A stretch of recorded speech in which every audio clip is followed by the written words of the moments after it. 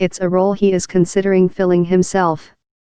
In a political scene unthinkable just months ago, Avenatti was the closing speaker at the Democratic Wingding in Clear Lake, Iowa, a traditional stop for presidential hopefuls.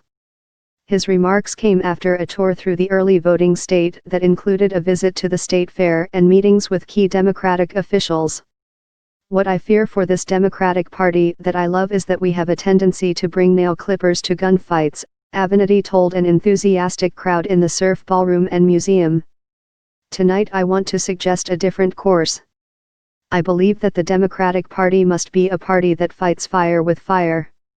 He added, when they go low, I say we hit harder. It was a twist on former First Lady Michelle Obama's declaration at the 2016 Democratic Convention, when they go low, we go high.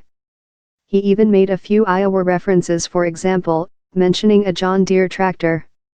Organizers of the Wingding, which has drawn heavy hitters like Barack Obama and Hillary Clinton in past years, said he boosted ticket sales. Avenatti said his visit to the state fair included a stop at the Butter Cow, a cow sculpted in butter, 2 pork chops on a stick, and plenty of conversation with people who recognized him and encouraged him to keep going. He strolled the fairgrounds drinking beer from a plastic cup and traded a gray suit for a blue gingham long-sleeved shirt and jeans, the typical dress code of a visiting politician.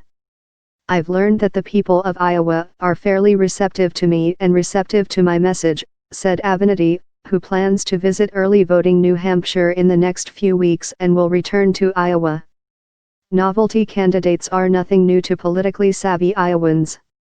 Indeed, Trump, who did not win the Republican caucuses but did win the state in the 2016 general election, was a reality star before he took to the campaign trail.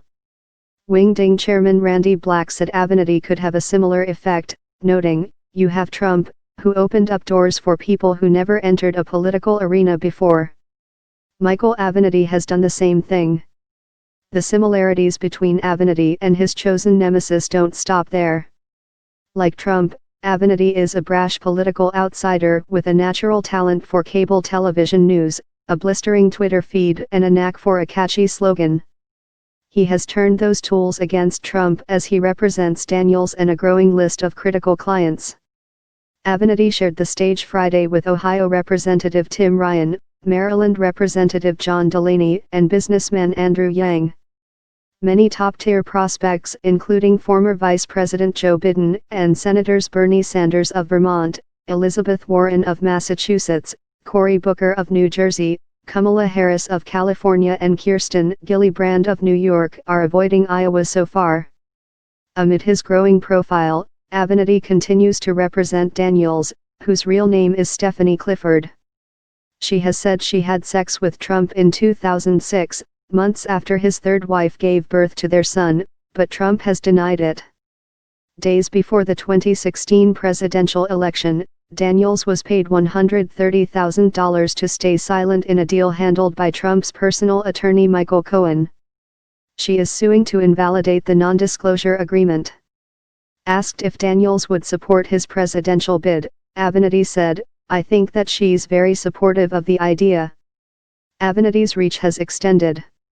In recent weeks, he has protested Trump in London, accepted an award in Denver, and visited children in New York who had been separated from their parents at the U.S. border. He expects to devote more time to Democratic Party events in the coming weeks. Asked about a potential Avenatti bid, Cease Ibsen, 54, a Democratic activist from Des Moines, was cautious, saying she wanted to hear from him but stressing that it's very early. Beverly and Drew Carlson of Kansas City, Kansas, said they don't usually attend political events, but they drove 5 hours to see Avenatti. "I wanted to see him in person because I think he might be president one day," said Beverly Carlson, 66. Her husband, 64, added, "I think it's going to take somebody like him to beat Trump." Associated Press writer Thomas Beaumont contributed from Des Moines, Iowa.